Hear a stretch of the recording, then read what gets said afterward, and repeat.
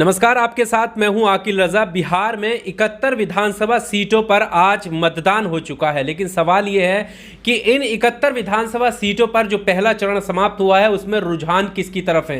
क्या आरजेडी की तरफ इसके रुझान है या फिर एनडीए गठबंधन की तरफ रुझान है, ये सबसे बड़ा सवाल है।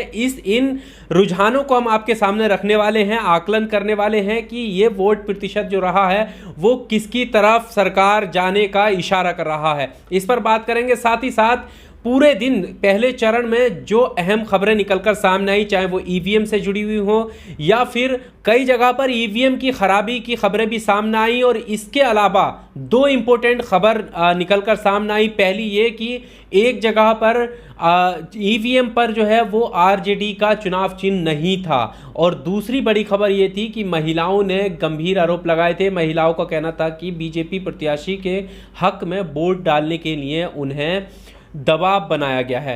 तो इन खबरों की भी हम बात करेंगे, लेकिन सबसे ज़रूरी बात है कि कितने प्रतिशत मतदान हुआ पहले चरण में, और इन प्रतिशत मतदानों को ध्यान में रखते हुए यह आकलन करने की ज़रूरत है कि आखिर रुझान किस तरफ जाने वाले हैं। मेरे साथ मेरे सहयोगी सुशील कुमार हैं। सबसे पहले कितने प्रतिशत मतदान हुआ ये जनता के सामने रखिए। बिल्कुल रजा, जिस तरह से आज का प्रथम चरण का चुनाव जो है वो बिहार में ख़त्म हो गया है, दर्शकों को बता दें हम महत्वपूर्ण जानकारी कि 54% जो है पहले चरण में वोटिंग का जो है प्रतिशत रहा है, जो कि अपने आप में काफ़ी ज़्यादा माना जा रहा है।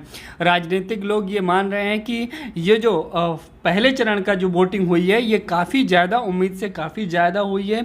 लोगों ने काफ़ी भारी संख्या में घरों से बाहर निकलकर अपने मत का प्रयोग किया है, वोटिंग की है, जो कि खबरों में इस तरह का बताया जा रहा है कि जब ज़्यादा वोटिंग होती है या जनता जो है ज़्यादा बढ़ चढ़कर जब अपने मतदान करती है तो वो कहीं ना कहीं उसका इंडिकेट, वो इशारा करती है कि जो मौजूदा वक्त की सरकार है वो उससे जो है असहमत है और एक बदलाव की तरफ जो है वो जनता चाह रही है। तो इस तरह की स्थिति जो है बिहार में इस वक्त होती हुई नज़र आ रही है।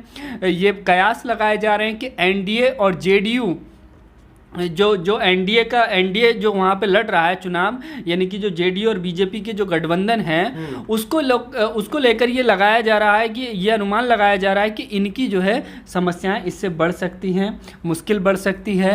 और जो महागठबंधन है, जिस तरह से हमने देखा है कि आरजेडी की रैलियों में जिस तरह से भारी भीड़ दिखाई दी, उसी का नतीजा कहीं ना कहीं ये दिखाई दे रहा है कि भारी संख्या में लोग मतदान कर रहे हैं, और इससे जो है एनडीए की मुश्किलें बढ़ सकती हैं। यानी कि आने वाले समय में ये हो सकता है कि बिहार से जो है जो 15 साल से शासन कर रहे हैं नीतीश कुमार, वो जो है इस दफ़ा जो है जनता उनको विदा कर दे वहाँ से, सीएम की कुर्सी से, और नए सीएम को जो है वहाँ पर देखना चाहती है। इसके अलावा आपने जो दूसरे और मुद्दे कहे वो भी बड़े महत्वपूर्ण मुद्दे हैं कि कुछ जगहों पर जो है महिलाओं पर ज़बरदस्ती उन पर जो है वोट डालने का दबाव डाला गया बीजेपी की तरफ।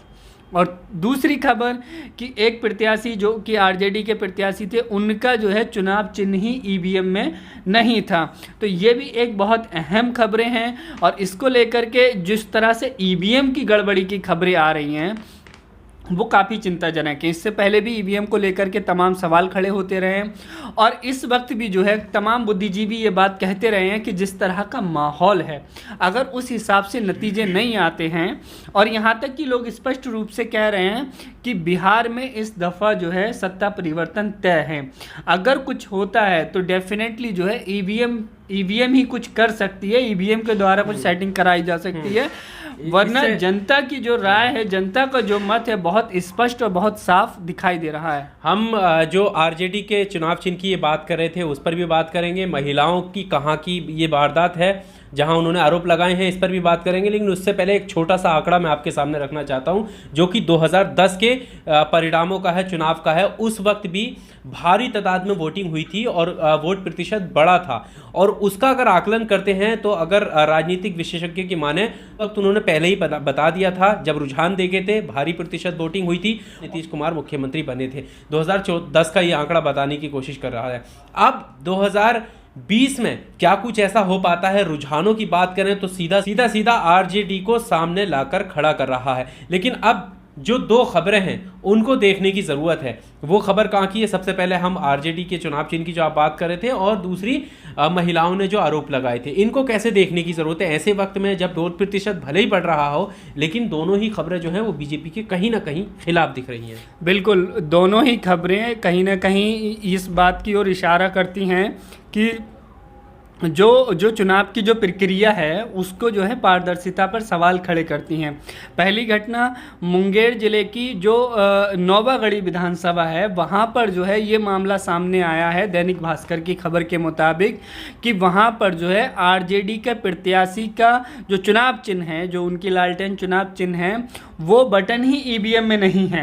यानी कि अगर कोई आरजेडी का समर्थक या आरजेडी को जो वोट डालना चाहता है उस प्रत्याशी को, तो उसका वो वहाँ पर जो है बटन भी नहीं है।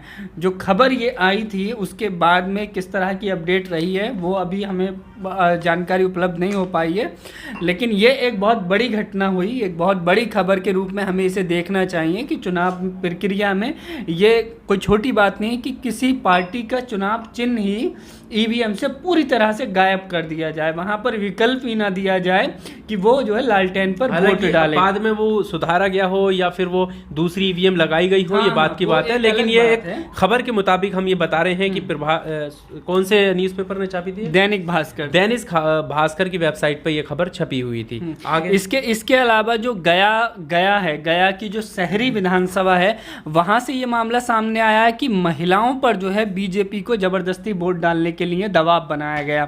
तो तमाम महिलाओं ने जो है इसका विरोध किया, उन्होंने शिकायत भी की है और उन्होंने ये खुले तौर पर ये आरोप लगाया कि जो है यहाँ पर बीजेपी को वोट देने के लिए जो है हम पर दबाव डाला जा रहा है। तो उन्होंने प्रशासन से, जो भी वहाँ पर वोटिंग कराने वाले लोग हैं बूथ पर, उन लोगों से इस मसले को लेकर के शिकायत की। बहरहाल लेकिन इस पूरे मसले को देखना और इस पर बात करना ये इसलिए बहुत ज़्यादा गंभीर है कि एक लोकतंत्र में जहाँ पर वोट का स्वतंत्र अधिकार होता है, वहाँ पर जो है ज़बरदस्ती जो है वोट पर जो है आप दबाव डाल रहे हैं, तो ये बहुत ही ज़्यादा चिंता की बात है कि एक तरीके से जो है हिटलरशाही, गुंडई, दबंगई के अंदाज में क्या वोटिंग कराई जा रही है वहाँ पर। और इस तरह की चीज़ों से भी ये साफ नज़र आता है कि एनडीए जो बीजेपी जेडीयू का गठबंधन बिहार में चुनाव लड़ रहा है, वो कहीं ना कहीं घबराया हुआ है, उसकी टेंशन बढ़ी हुई है। अब नतीजे जिस तरह के आते हैं वो काफ़ी हद तक जो है स्थिति को साफ करते हैं। क्या स्थिति रहती है इस पर और भी ज़्यादा हमें देखना पड़ेगा।